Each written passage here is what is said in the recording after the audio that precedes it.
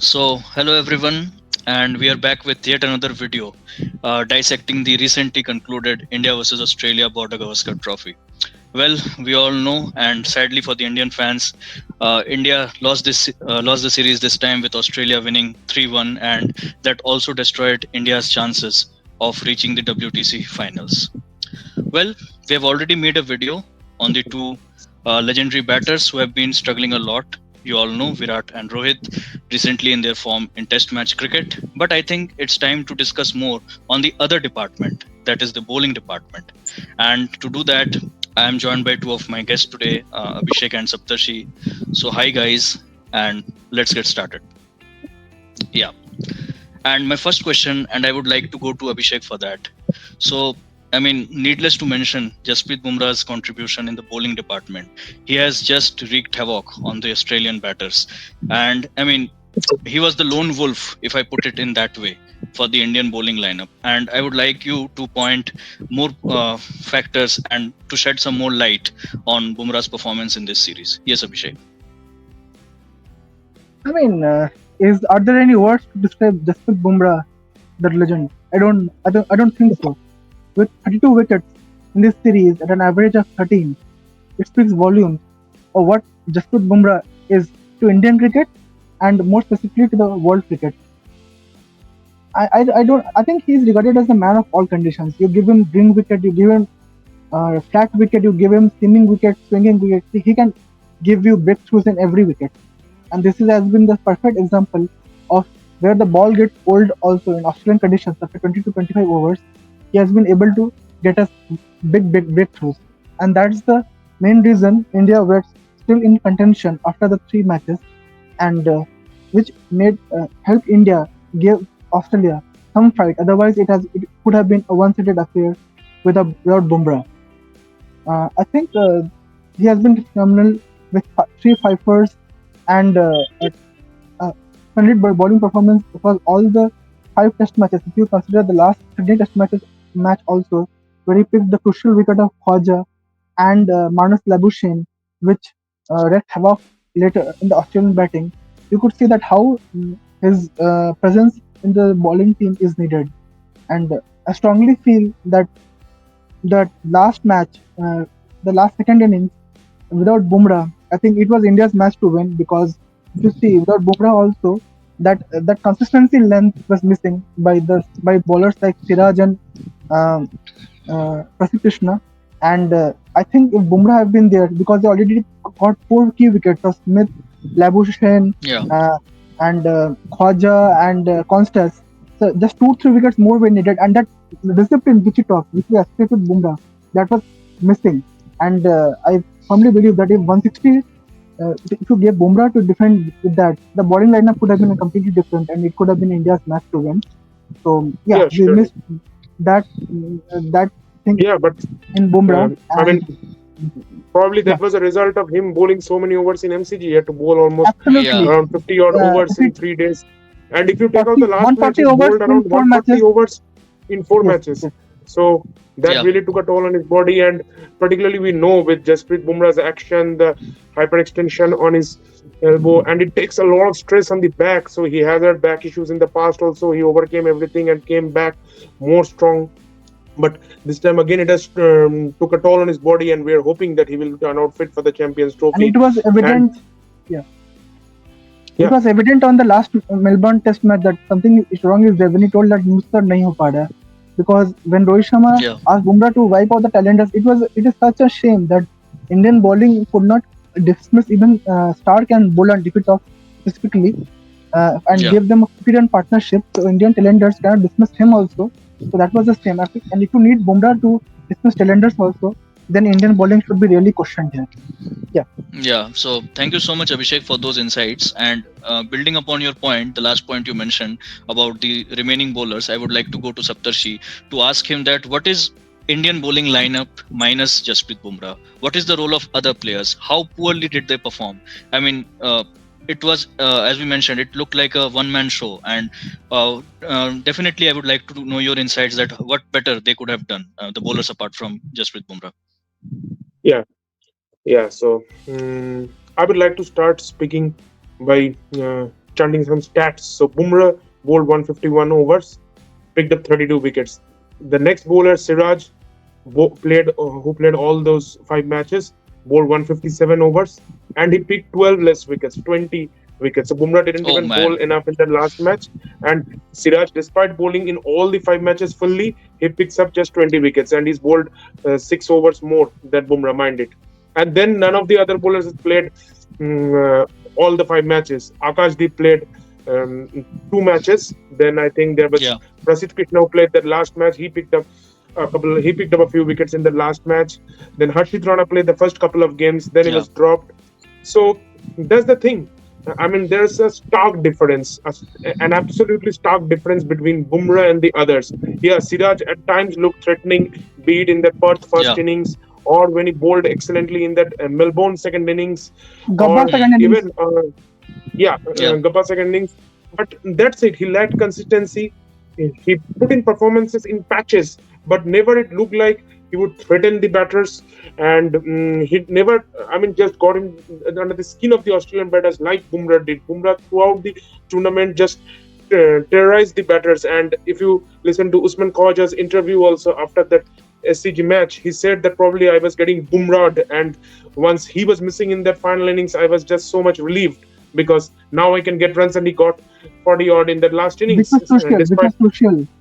yeah, so that was the fear he instilled in the mind of the Aussie batters. But none of the other bowlers, not even Siraj. Yeah, Siraj has been sort of a workhorse, I agree, because he has played a lot of cricket over the last few years.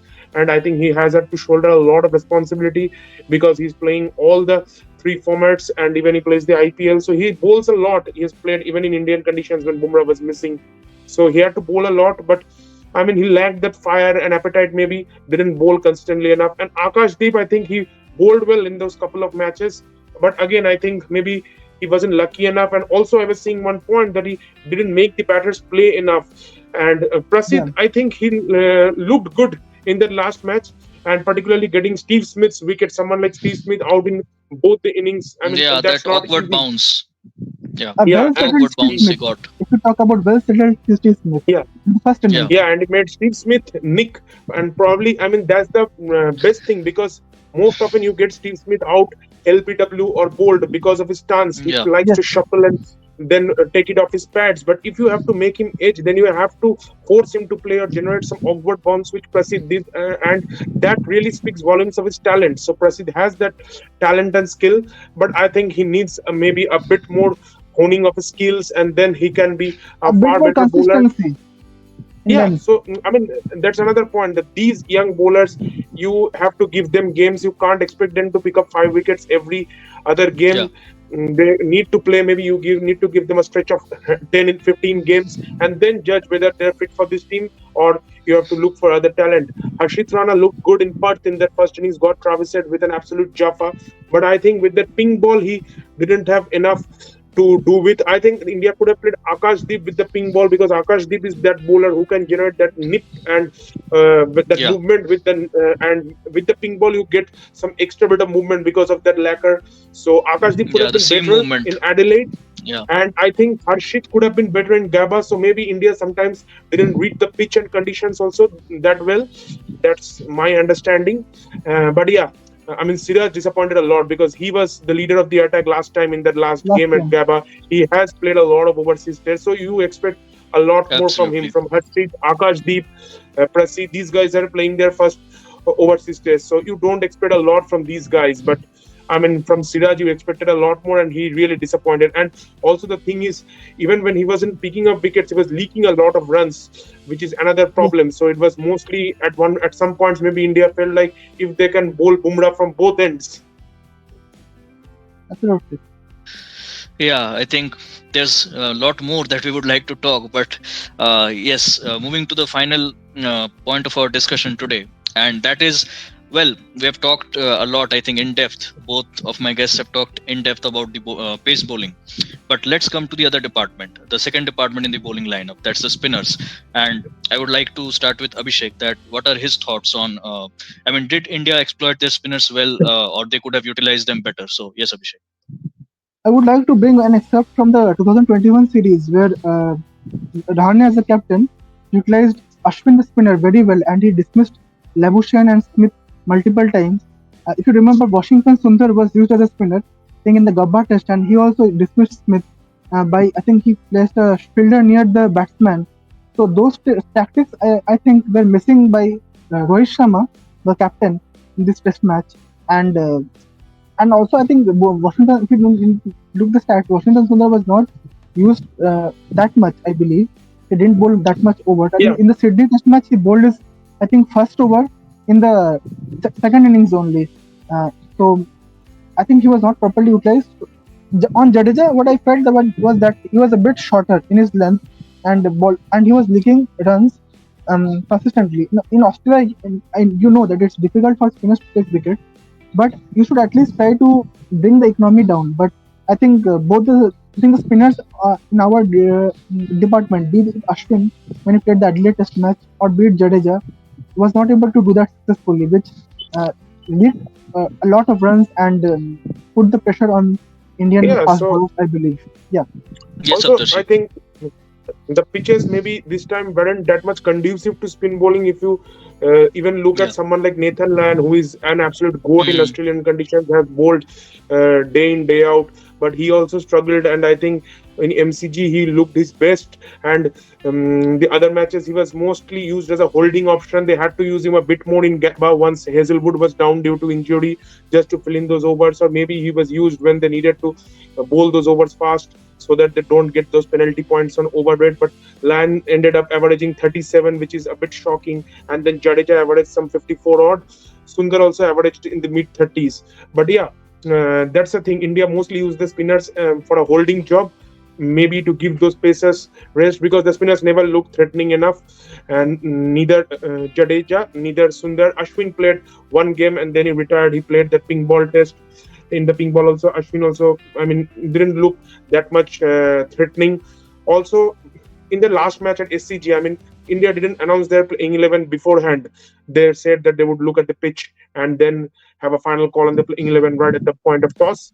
But I mean, after looking at that wicket, which did so much, even on the third day, and I mean, that was a wicket which was seeming the most throughout the series. And even with the old Kukapura ball, which was as old as some 40, 50 overs, usually with the Kukapura ball, what happens is it doesn't do much after 25, 30 overs. It's not the Duke's ball, which will do for finish Yeah. for a long time. So mostly in Australian conditions, if you can weather the storm for the first 30, 35 max overs, then you have a good chance of capitalizing in the next sort of 40, 50 overs before the second new ball, next 40, 45 overs before the second new ball comes. But in Sydney, the ball was doing a lot.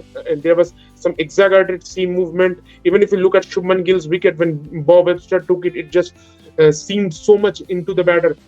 So, having a look at that pitch, they could have easily called in another pacer, be it Harshit. I think Akashdeep was injured, but they could have gone for Harshit also.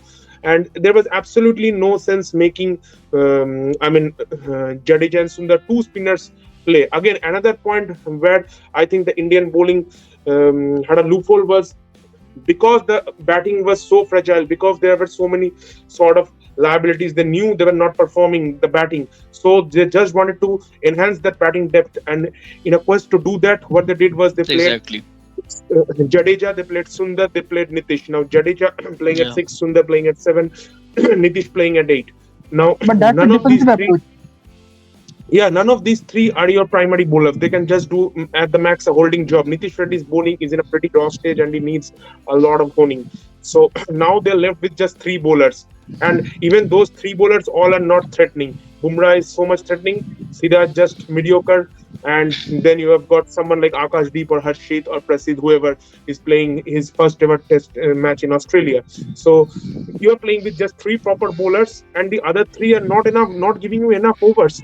And when if you have so much belief in Nitish Reddy or Washington Sundar's batting, then you just take a bold approach of dropping some of the seniors, be it any big name, and play him in the top six. But you can't play someone in the someone at number 8 who has bowled just 44 overs across 5 matches. I mean, you see who played for Australia at number 8.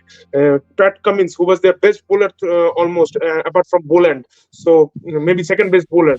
But Nitish Reddy bowled just 44 overs across 5 games, and that too, this 44 number is a bit big, maybe because he had to bowl a bit more once Bumrah was down. Had Bumrah played that last match, he wouldn't maybe even have bowled 40 overs across 5 matches. So that's less than 8 overs per match, which is not at all acceptable for a number 8. And I think that's another place where the Indian bowling lagged some, what will I say, lagged depth, maybe. So, yeah, these are the concerns. And I On think, short yeah, note, I that's a think the team lot of selection talk. also costed us big time, as Saptarshi mentioned Yeah, correctly. absolutely. Picking correct balls Absolutely. for correct pitches, I think that was missing, and which costed us the series big time.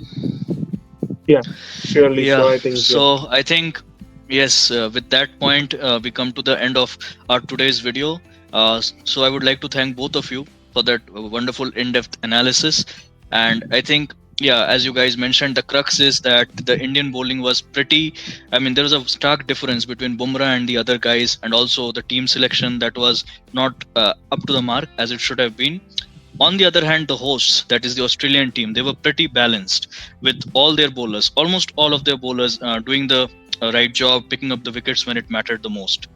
So, so guys, just stay tuned. So, just after this video is done, we would be pretty much back with yet another video on discussing the Australian bowling. And again, we are going to analyze each and every point just like we did. So, stay tuned. And as always, please like, share, and subscribe. Thank you. Thank you so much. Yeah, cheers.